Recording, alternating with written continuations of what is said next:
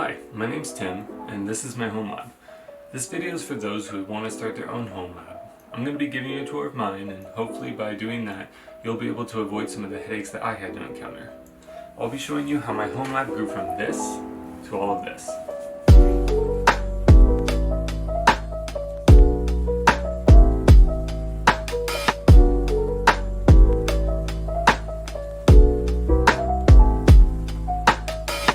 Before I dive into my current setup, I want to talk about the average small office home office router, or SOHO router. My old setup and most homes suffice on just a router modem combo, and once you start to expand your lab, you'll gain a huge appreciation for just how much these do. There's 4 functionalities specifically that, as you start to grow your lab, you're going to allocate to separate devices, and all of that's located on just this one device, making it super user-friendly. Those 4 functions are: number 1, routing, obviously. And routing is the directing of any layer 3 traffic. That is traffic that travels outside of your local area network. For example, anything that's going to the internet or vice versa, well, that's being directed by your router. Number 2, firewalls. Now, most SOHO routers have built-in firewalls, and that may sound standard. However, some enterprise environments have entirely separate devices dedicated to their firewalls. Number 3, wireless access points. Broadcasting Wi-Fi isn't intrinsically a routing function. In fact, it's usually dedicated to separate devices called wireless access points, or WAPs, and they're spread throughout larger sites to saturate the area with wireless connectivity. If you're connecting to your network and you're not using an Ethernet cable, you're likely either using a wireless access point or a router. And having that in a router is a pretty neat function that's easy to overlook. And lastly, number 4, switching. Switches are a layer 2 device, meaning that they direct traffic within your LAN using MAC addresses. Most SOHO routers have a built-in switching component, meaning that clients within your LAN can talk to each other without the need for a dedicated switch. You may be wondering, why is Tim talking about SOHO routers so much? The reason being is, I want to go over one of the hurdles that I had when I was setting up my home lab. Now, I'd look at other people's setups, and I'd see something like a switch, for example, and I'd wonder, why do I need a switch? Doesn't my router already do that? And it does. And I thought it was backwards that we moved from this all-in-one device and split it into 2 or 4 other devices. The reason being is, the SOHO router is a jack of all trades. If you want advanced performance and advanced features, like if you want to set up a wider broadcast range using additional access points, if you want to customize security settings such as deep packet inspection or firewall rules for VLANs, if you want to run a server, those are all things that you may need specialized devices for. I urge you to have a goal, something that you want. Say you have a lot of pictures and videos and you want to store them locally. You may want a network attached storage and you want it to be fast. And so when you research, you find that you need a gigabit connection. And you find that your average SOHO router doesn't do a gigabit connection. So you opt for a gigabit capable switch. So, have a goal, research features that are necessary to facilitate that goal, and then buy devices that check those boxes. And that's how this turns into a home lab real quick. Let's go take a look at my home lab now. Here's a topology diagram of my home lab. It's kind of a hybrid between a physical and logical diagram. I identify all of my physical clients and their logical connections. And if you're starting your own home lab, it's important to document your equipment and their properties, such as, for one, equipment type, like server, router, or a modem, and that can easily be depicted with common symbols such as this for a router or this for a firewall. You also want to include client ID, that is the name you've given your equipment. For example, if you're on a Windows computer, you might have named your computer your name's desktop. Or for example, my iPhone down here is named Tim's iPhone. I decided to name most of my clients after characters from a TV series, and it's somewhat common to adopt a naming convention based on games, movies, or TV series that you like. But do note that naming convention in enterprise environments are much more practical. And if you're practicing for enterprise environments, try a naming convention that includes something like location, client type, and ID. Say you're adding a printer at your office in Scranton. It will be the 3rd printer, and you'll maybe name it something like Scran Printer 03. You'll also want to include IP addresses. IP addresses are typically dynamically assigned, and therefore when you represent IP addresses in your documentation, it's really only useful to document the IP pool that you've assigned for that LAN, like I have here, including the CIDR notation that represents the size of the subnet. You'll also want to include any static IPs that you've assigned for things like servers. Another thing you could add to your documentation is MAC addresses. From what I can tell, MAC addresses aren't typically included in topology diagrams. However, since this is my primary form of documentation, I do include it in the rare case that I need to reference it. I'm going to redact the information here though, even though that's a thin veil of security. And the last part of your diagram, the connections. Now this is in my opinion the most important form of documentation for you to understand your home network.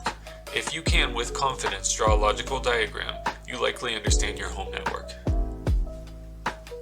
So let's go through how traffic moves through my network. Internet or WAN traffic is coming through my ISP into my modem, which is then connected to my Unified Security Gateway, or USG for short. This is my router and my firewall. It does not have wireless broadcasting or switching functions. My USG then connects to my Unified 8-port switch. This switch is what connects or creates my LAN, and under that LAN there's a few cabled connections directly to the switch, including my Philips Hue smart lighting, my Ubuntu server, my wireless access point, and my Raspberry Pi 4. Now let's go over these devices so you can choose whether you want to set up like this or not.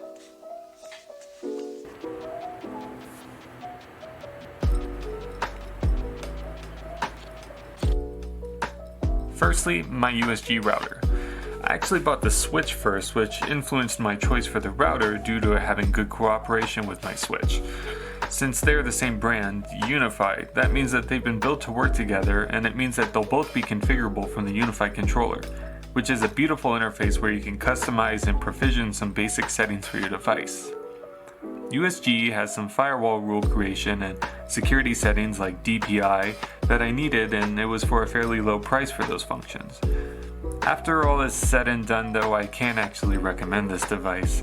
I ran into a lot of frustration throughout the process, some for the lack of my inexperience, but also some coming from the poor design choices.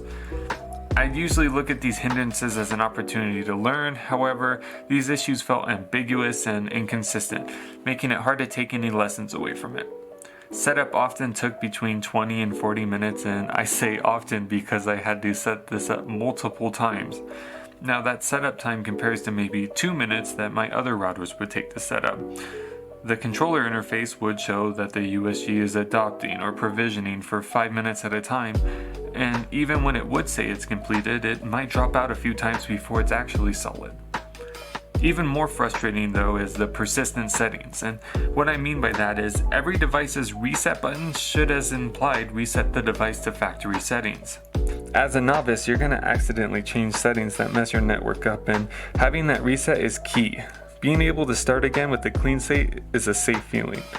However, certain settings I had manually configured would show up even after disconnecting it from the LAN, forgetting it in the controller, and factory resetting it. I found the USG to be very fragile too, not in the sense of its build, it's quite sturdy, and I like that about it. But it was sometimes small changes would cause a freakout and the network's down. And as mentioned earlier, reversing those changes is an endeavor of its own. I really hope my opinion about Unify is wrong, and it's all just my own inexperience, but at the time of this video I'd say I can't recommend it. Check the description below for any updates on that. Next I want to talk about the switch. Unlike the USG, I can highly recommend the switch. It's just simple and it just works. The reason I purchased this switch is for its VLAN capabilities as well as its PoE functionality. VLANs or virtual LANs are logical separations, meaning that you can customize ports to be entirely different LANs. Depending on how I set my rules, this device may not even know that that device exists despite being connected to the same switch. I wanted this for security as well as practice. The security aspect applies to how I have a separate VLAN for my IoT devices, which are notoriously weak points in the network, and it can allow for easier unauthorized access from the outside. In this case, the IoT device is the Philips Hue bridge, And with VLAN, I don't have to worry because I can make IoT devices their own network and configure firewall rules to not allow IoT devices to communicate upwards with, for example, my home computer. PoE, or Power over Ethernet, is a fancy power distribution protocol that allows for just Ethernet cables to power my devices, and something I just had to test out for myself. The only real advantage is cable management, and in this case, PoE powers my Raspberry Pi 4, which does not natively support PoE. But with an addition of a PoHat module, it does. Just one cable. I just think that's great. Speaking of the Pi, this is my Raspberry Pi 4, and its purpose is it's running Pi-hole. To explain what Pi-hole does, we're going to have to take a mini lesson in Domain Name System, or DNS. Okay, DNS. So if you go to your web browser and in the address bar you type 142.250.68.78, you'll pull up google.com. And that's because that's Google's actual address. What happens when you type google.com in the address bar is that phrase google.com is great for humans but not for computers. It needs to be translated into an IP address, and that translation is done by a DNS server, which houses all of the information about .coms and what their IP addresses are. Kind of like a phone book connecting names with phone numbers. And without that, your computer doesn't know what site to request and access when you tell it google.com. The Pi-hole I have running here is technically a DNS server. My client requests a name resolution for google.com and it will come back with 142.250.68.78. But at the same time, it filters content based on lists that I give it. These lists are the usual suspects for ads, meaning when I go onto a website and it tries to deliver me all my personalized advertisements, my Pi-hole is going to recognize that ads.com, for example, is trying to send me traffic my way, and it's going to just eat it. It will not serve my client that traffic. Now, Pi-hole isn't an authorized DNS, meaning it isn't up to date with all the site name resolution records. What it does instead is it serves as an intermediate. It queries up to an actual authorized DNS, like 1.1.1.1 Cloudflare, which then answers the request and uses Pi-hole to forward it along.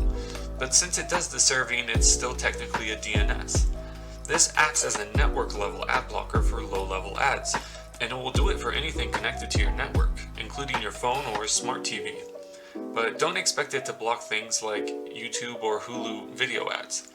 Pi-hole can be achieved on any Linux distribution, but I did it on a Raspberry Pi because they have a special place in my heart, and it's the classic way to go. And it comes with this beautiful interface which gives real-time metrics like total queries and queries blocked.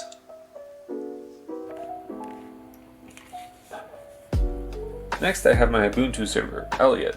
This is an HP EliteDesk 800 G1 USFF, and the only important part of that sentence is USFF, which stands for Ultra Small Form Factor. I don't know if you can see here, but it's pretty small. And that's my favorite part.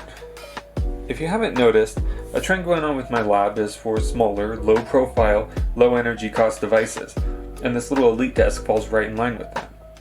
It has okay computing power, with small energy footprint, it's quiet, and it was cheap. It's running Ubuntu Server LTS, and it's great practice for Linux because it's headless. In other words, there's no graphical interface for me to click around on. I connect to it via PuTTY, an SSH remote access application. I currently use this server for Linux, gathering energy metrics, which I'll talk about later. I also run an SQL database in Grafana. I have future plans to host a WordPress site and practice Docker deployment for maybe something like a Plex server. Moving on, I have my Philips Hue bridge that controls the smart lights in my home. I wanted to practice VLAN and firewall rule creation for security by segregating IoT devices. But I didn't have any IoT devices, so I had to kind of create the problem first and buy something that could also be convenient for my home. This device was extremely easy to set up, and it's just the VLAN and firewall settings that I mentioned earlier on the USG that gave me a hard time. Lastly, I have my WAP. This connects the rest of my home to my LAN via Wi-Fi. That includes my desktop computer, 2 laptops, 2 phones, and an Amazon Fire Stick. So this broadcasts the network pretty well, and it's actually an Asus AC1900 router that I repurposed by turning on AP mode. That dumbs it down just to broadcast the network. I bought this to replace my old Linksys router and I started with it. It's a great router for the month that I used it, but it didn't have advanced firewall rules that I needed to segregate the IoT devices. But it worked out well because it fulfills the wireless function that my USG router is missing. A note about the Fire Stick I have. Ideally this would be in VLAN 2 with my Philips Hue bridge.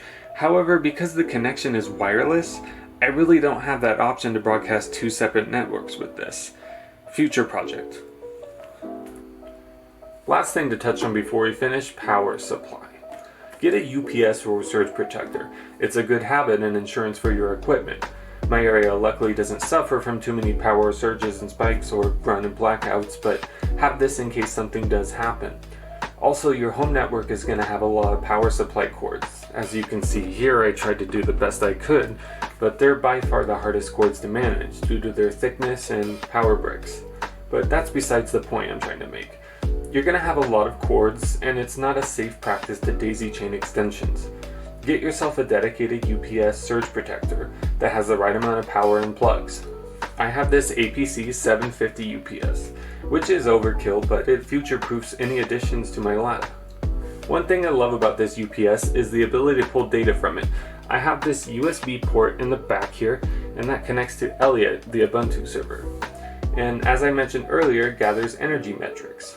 I've yet to write the script to store the data incrementally into my SQL server, but I can query the metrics of the UPS whenever I need, and even host it on a site with Apache 2 and some port forwarding. If you can't tell by now, I'm a huge fan of metrics and a nice GUI. And that was the tour of my home lab, and some of the takeaways I got from building it. I hope you got something out of it too, and something you can apply to your own home lab. Thanks for listening.